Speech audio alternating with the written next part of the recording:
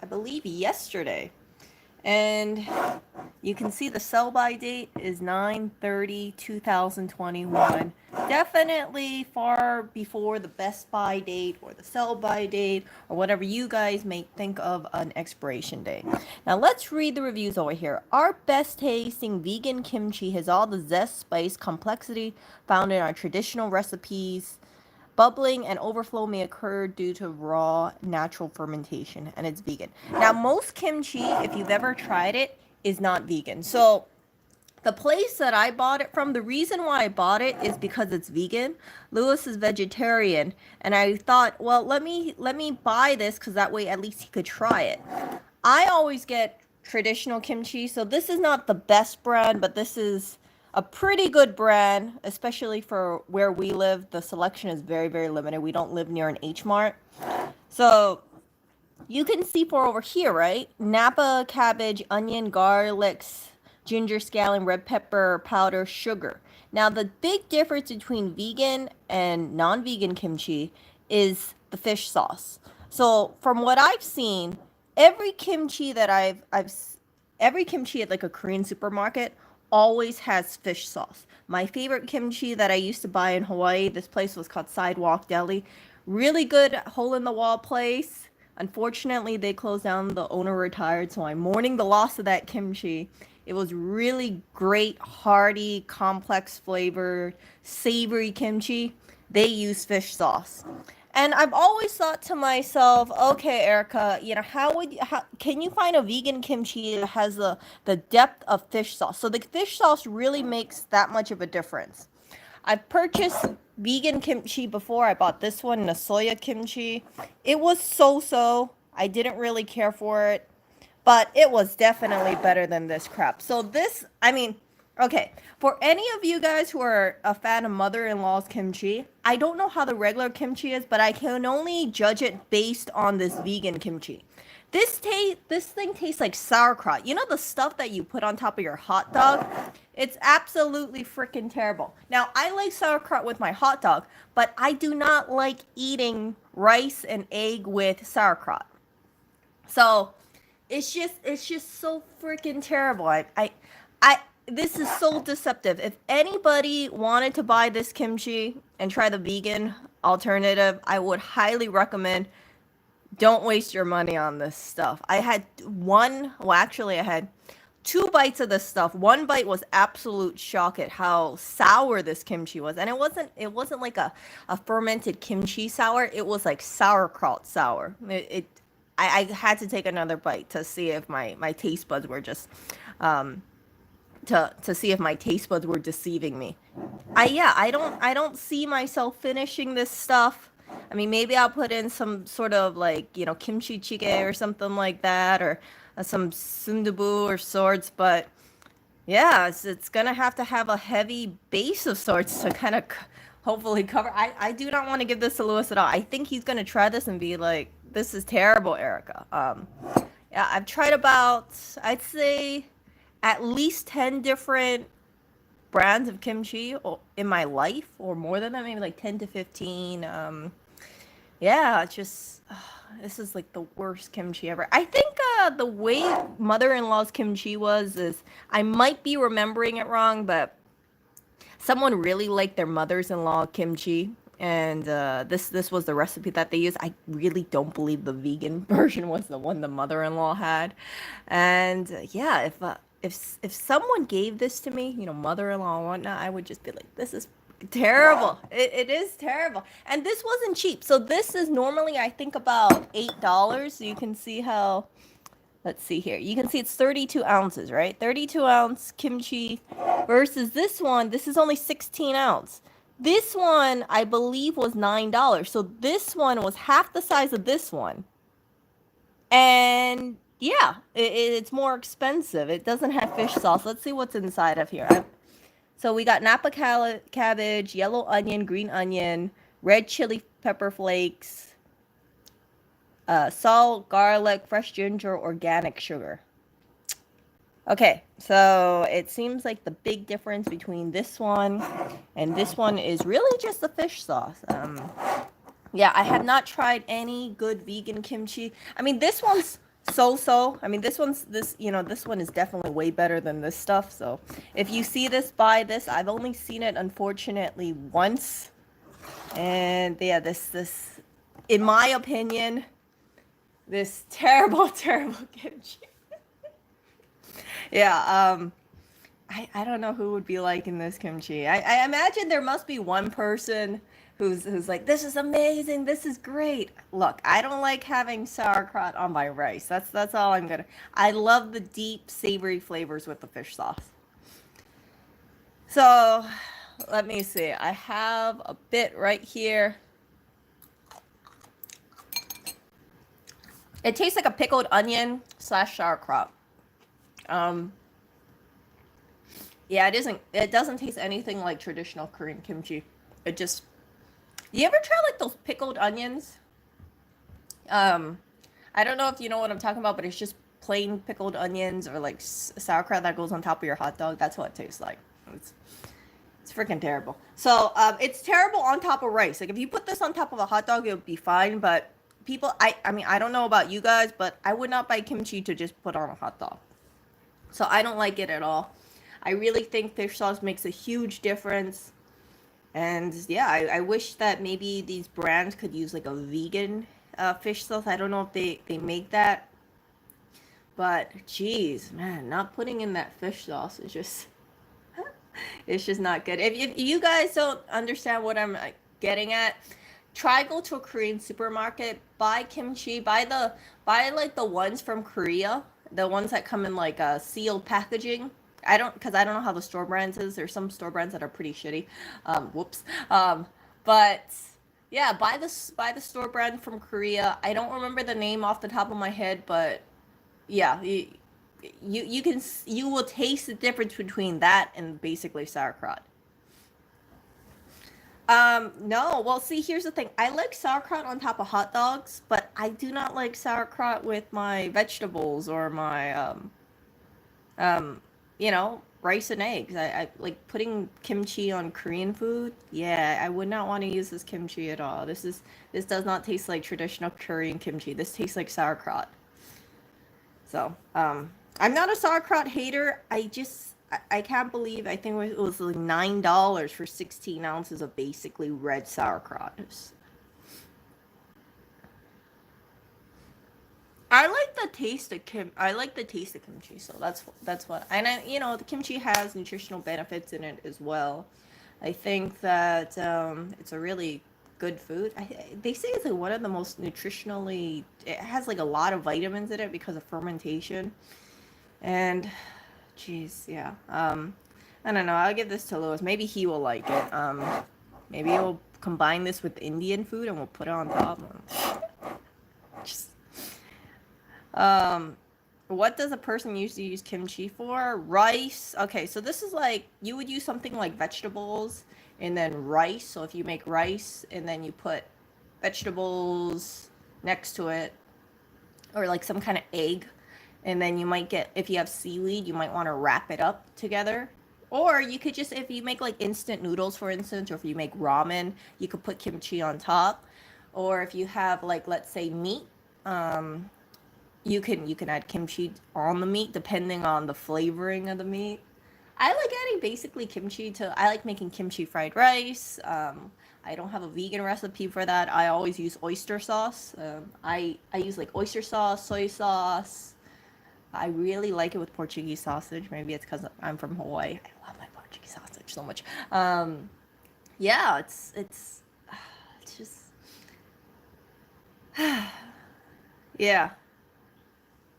Yeah, so you can also put in some kind of stew, like with tofu and then like chili pepper flakes, and then that kind of is like the vegetable that floats around in there, like sundubu. Yeah, so it's kind of like a side, but you basically use it to you basically use the flavor of kimchi to make a dish taste more savory. And yeah, I'm not a big fan of this. But it's just so yeah, something. Let me show you guys what I usually put on top of it.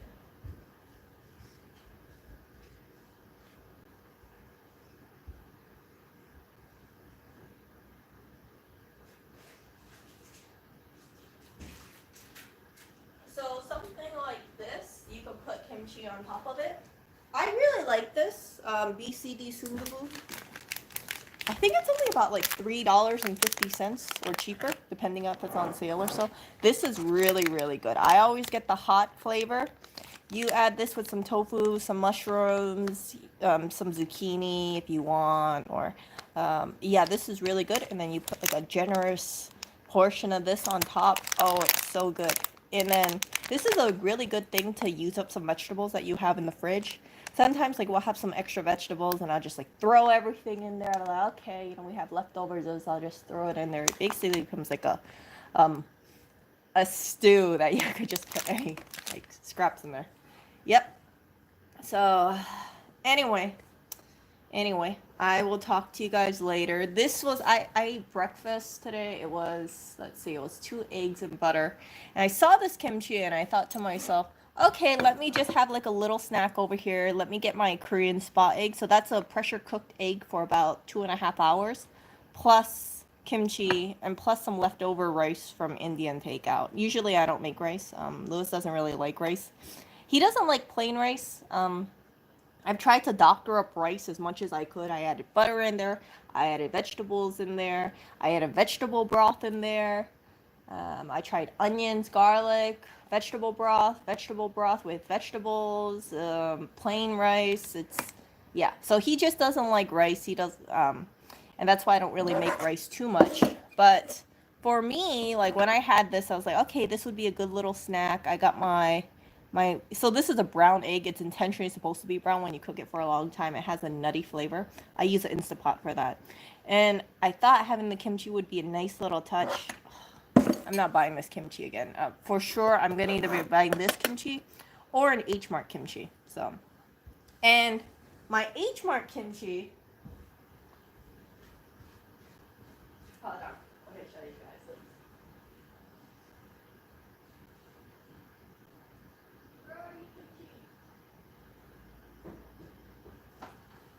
Oh, I have like so little left. Yeah, so I can put this in my sundubu. So my H Mart kimchi, it usually comes in some kind of plastic pouch because I get the ones from Korea. So I usually repot it in something like this. You can see how low I have it. So I can add something like kimchi over here, over to here. So you see, like I'll just use this up, put this in here, and then that way I finish it up. That's why I really like sundubu a lot. 10 times going. No, he's vegetarian, so he can't eat any bacon. I mean, I could get him vegan bacon, but I don't know. Like vegan bacon, I think it would have like a really fake bacony flavor, and I'm just not a fan of that idea of. Because you know, like sometimes when you try this like fake meat taste, it just like it's too fake. There's certain products that I think taste very good. Corn is very good. Quorn. They make a really good chicken. It's kind of expensive. Gardein makes a really good thing. Gardein has this like sizzling Szechuan thing, and that's really tasty. But the thing about Gardein is it's basically the same freaking thing. It just has different sauces on it. So the Mandarin chicken is kind of like the same thing as like say something else. I can't think of it. The beef one, they have like this beef tip thing that tastes like crap. I made it twice. Both times I regretted getting that thing.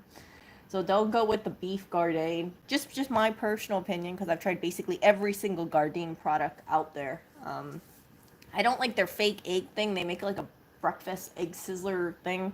That was gross. If you are not vegan, I would, or if you're vegetarian, I'll say just make your own egg. Yeah, it's just, yeah. And then also, in case I never shared with you guys, so I am no longer making Gardein stuff anymore.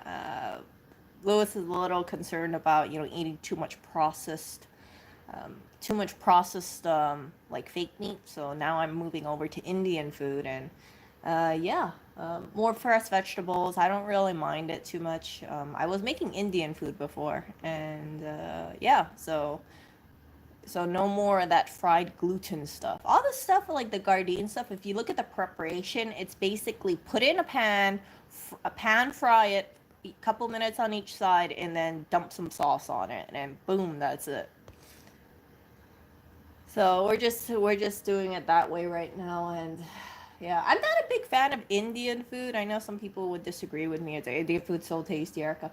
The thing I don't like about Indian food is it stains so easily for clothing. You know, if I'm cooking Indian food, if it's really hot and it spatters on me, it's like the stains on the chopping board, the stains on my clothing. Yeah. So I personally, my favorite kind of food is Korean food or Japanese food. But as you guys already see with the kimchi, right? Korean food and Japanese food, they have a lot of fish base in there. They have anchovies. They have like even this, for example, like this sundubu thing. You can look at it. You see, water, red pepper, corn oil, but look, it has clam extract, beef extract. So I'm usually used to see corn syrup, not a fan of that. But see, it's not vegan because I had clam and beef. And even like Shin Ramen, it has a lot of their instant ramen has like beef extract in there. Beef fat or some sort of beef or pork product in there. So yeah. No, I mean, like, I like Chinese food too. It's just that Korean food and Japanese food is a little bit more accessible. I mean, the best place, of course, to get Chinese food would be a Chinatown. And then I like eating dim sum. I like eating, like, chicken feet. I like eating, what else do I like eating? Oh, let's see. Oh, I like eating, haga? I think haga? Something like that. I forgot. It's like the shrimp one. And then I like eating mochi rice. You know, I think it's lomai guy. I mean, like, I know my Chinese is pretty freaking terrible, but yeah. So I really really like eating dim sum. There is a vegetarian dim sum place, and I don't know how it is. I don't know if Lewis wants to go with me over there, but yeah, I do like eating things with like cartilage or like beef tendon noodle. That is really good. It's so heavy though. It's so savory, and it's that kind of stuff that I only have like twice a year. Beef tendon noodle. If you're ever in Chinatown, I highly recommend trying it. It's like these gelatinous, like soft jelly pieces of cartilage. And if any of you guys are like vegans or vegetarians, I'm just being honest here. And it's very savory. It's like having, you know, like when you get a pot roast or a beef, like a prime rib, or um, like sort of. Oh my goodness, I can't remember the name of it. Oh, but yeah, it's like getting something like prime rib. You know that end piece where it has all that like soft, rich fat. Like that's how it tastes like it. That savory piece. It's like you just want to eat it forever and ever and ever. That's how I am with those end pieces. Oh, it's so good. Oh, yeah, but anyway, those kind of foods. I wish that they had a vegan alternative for that, because I would love to. I wouldn't mind having the vegan alternative, but the beef products from these vegan things, it's just or vegetarian things, it doesn't compare. Like it just has this like true fakeness flavor of it on the beef. The chicken is pretty good. The chicken is pretty good. I will recommend the chicken, but the beef, I'm not a big fan of that stuff. And all those reviews that I read about the Gardein saying, "Oh, the beef was so tasty, it reminded me of steak," they're like bull. Maybe those people never had beef for a really long time, so they're thinking like it tastes exactly like meat. But I'm still very familiar with how meat tastes, and I can tell you that some of this stuff, like the tips or beef tips or something like that. I think it's like a green Gardein package. That thing is so freaking mushy. It's terrible. It's terrible, and I made it twice, and it was just not good at all. So yeah, we will see. I hope lab created meats. I hope lab created meats gets pushed forward. I really would love to eat. I really would love to go to like a Korean barbecue, like a yakiniku place. If you guys are familiar with Gen Korean barbecue, you basically get things like brisket, kalbi, pork cheeks. Like it's. I know it sounds weird, but if you get the pork cheeks, like that's the face cheeks, I'm assuming. And then you make them like super crispy, kind of like a chicharron or something. Like, oh, it's really good. Yeah, and that is very savory. I used to, every time when I was in Hawaii, every month I would go over to a Korean barbecue place, and I would always eat yakiniku, especially after the time of the month for me, because I would feel kind of sluggish. I would feel like my iron levels are low.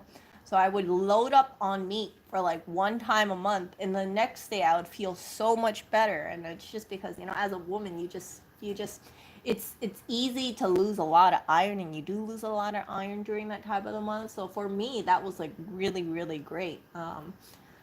And yeah, so it's just I just I just I hope that there is lab created meats one day, so that way everybody could eat meat without any guilt, without any worry about how it was raised, or the ethical, like, the fact that animals have to die for us to eat meat. And yeah, so I really hope that that pushes through. I don't know how long that's going to take. I don't know how long it's going to take them for them to make something like a tomahawk steak. But yeah, I definitely do support that. I sincerely believe, and I say this as an omnivore, I sincerely believe that not everybody can thrive on a vegan or vegetarian diet. I do believe that there is a reason why, naturally throughout history we have evolved to still, generations of consuming meat or animal products like eggs, that kind of thing. There's a reason why that stuff didn't die out. You look at a lot of indigenous cultures, right? Indigenous cultures, it's not like they're just eating fruit all day. But when I think about things, I think that I always have concerns, because I see people, if especially if they live in urban areas, right? They just make this declaration like, I know better, and I know, how we should live, and I'm gonna declare that we can definitely take out all this stuff, and everybody can be 100% vegan or fruitarian or vegetarian. And I don't feel comfortable making that kind of blanket statement for people. So yeah, and I also think that sometimes you have people who they they believe so much on a path that they're unable to take a step back and recognize certain issues. So yeah, like for me, I've been very open up with you guys. There was a period in my life that I basically was vegan, and I had to stop because my mental health was going down the crapper. I was getting severely depressed. I was going down like a really dark hole mentally, and nothing changed in my life. And when I realized what was happening, I thought to myself, "Oh crap, the only thing I changed was my diet." Instantly, I started consuming meat, I started consuming eggs, and then my mood started going up again. So, as much as people would like to tell me like, oh, Erica, you did it wrong, or you didn't try hard enough, and things like that, I can tell you straight up, that kind of mental darkness that I have, I never ever want to revisit that in my life, because it was just a really freaking dark place. So I know some people would say, oh, you could supplement, or you could try this, or St. John's wort. Look, if I have a diet and I feel like my diet is providing the nutrients that I need, it I don't I would like to continue on that diet. I don't like taking too many supplements. I only take like spirulina. I take garlic supplement oil. What was it? Like the 1,000 milligrams, because of these freaking no-see-ums that I still see going around today. I've seen two today, which I'm kind of happy, because yesterday I saw a whole bunch. I think it might be because put the fruit away. So I take that. So I take spirulina, I take garlic oil, I take astaxanthin, and that's just for skin. That's for my skin and eyes, protection from the sun. That's all I take. I don't really want to go to the whole concoction of supplements and then say I need to take this and I need to take this. I think that there is a fine line between living and thriving, and I don't want to just live a life where I'm constantly chasing things, or I'm like, hey, I'm not doing it right, I need to try harder and harder and harder. I think it's also better that people push for higher animal welfare standards, rather than saying, okay, I want the whole world to be 100% meat free. I don't think it's realistic, and I don't think it's healthy to think that the whole world should be either vegan or vegetarian, and we will save the planet that way.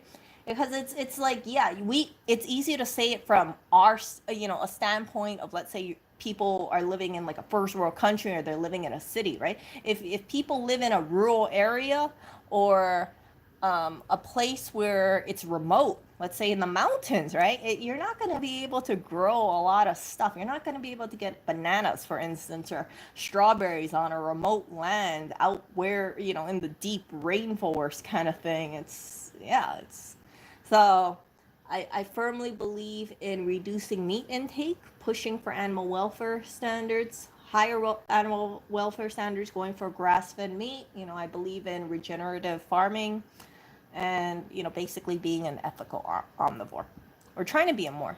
Um,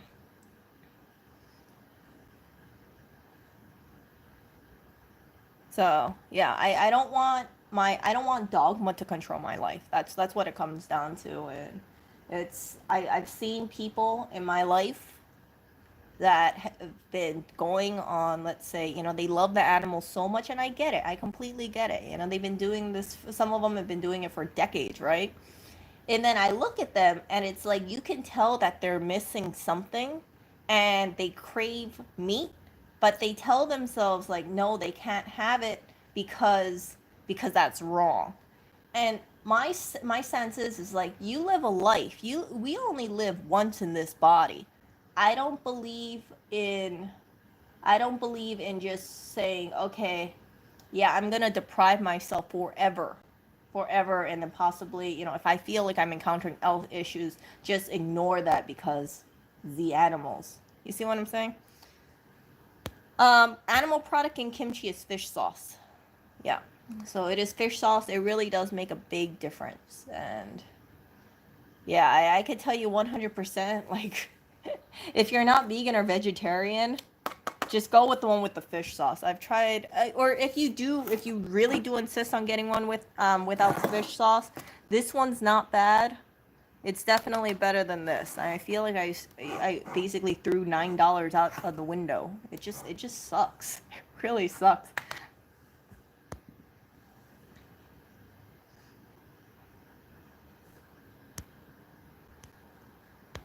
So, yeah, I don't know.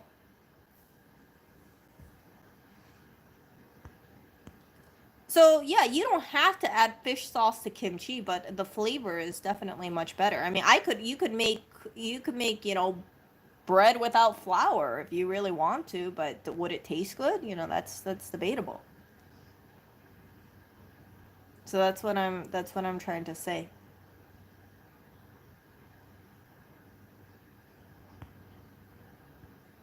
What health issues are you having? What do you mean? What health issues am I having?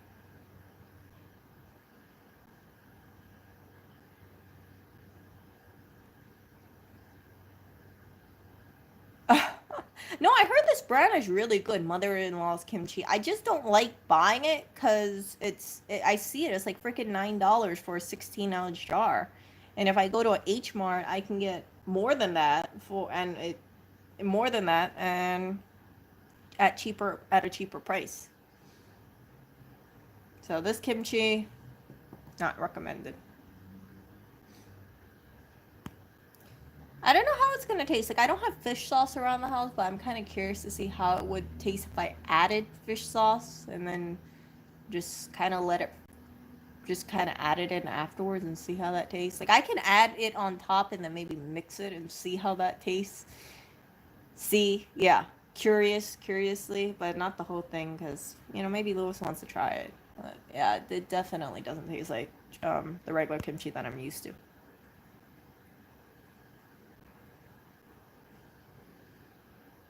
Anyway, I'm gonna get going. I gotta clean up around the house and do laundry and things like that. What health? Oh, health. Yeah, I have some throat issues, so I've been having like post nasal drip, or like um just nasal allergies for the last, I feel like 2 weeks. It's like I wake up with the sore throat, and then my nose is kind of stuffy, and I think it's something to do with the air.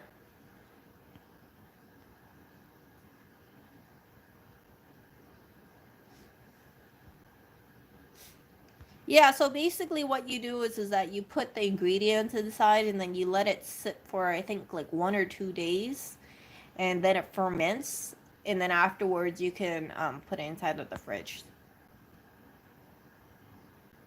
Kimchi in the fridge takes better over time. Yeah, I think that this flavor, it's just so sauerkrauty.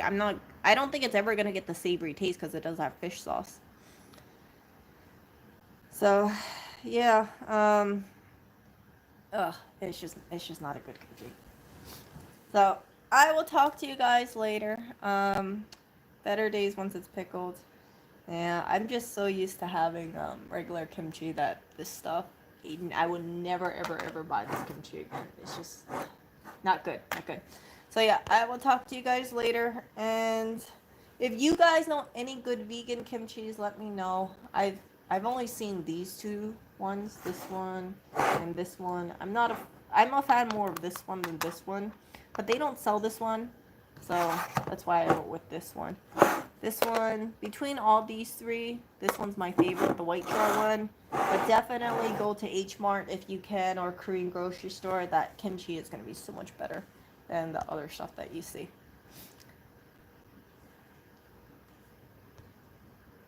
No, I've seen she has her own veggie kimchi. The other thing too is that like the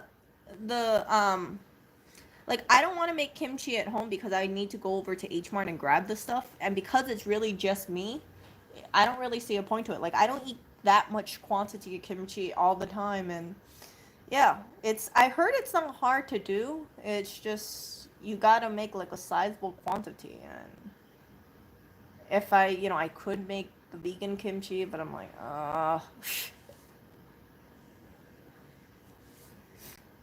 yeah, don't buy this kimchi. If you wanna, you know what, spend the money that you would spend on this kimchi and buy something much better. Buy this instead. Buy like 2 or 3 packs of this. Just unless you really like sauerkraut, if you want to buy some overpriced red sauerkraut, then buy this. Yeah, kimchi isn't hard. I've made kimchi before, but yeah, I'm not. It's like when I make it, I'm like, eh. I rather just buy it.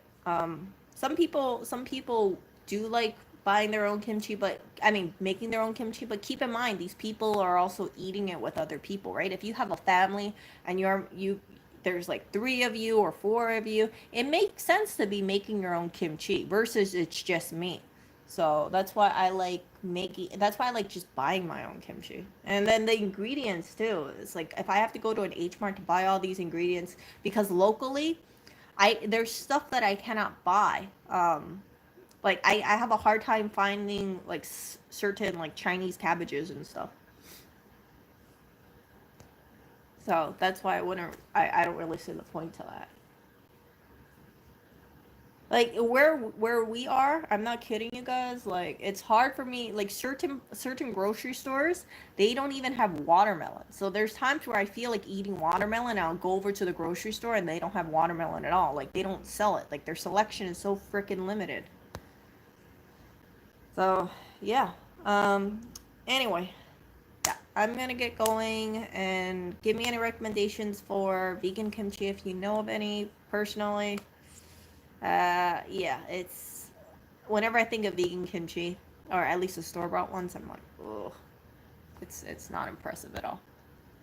See ya.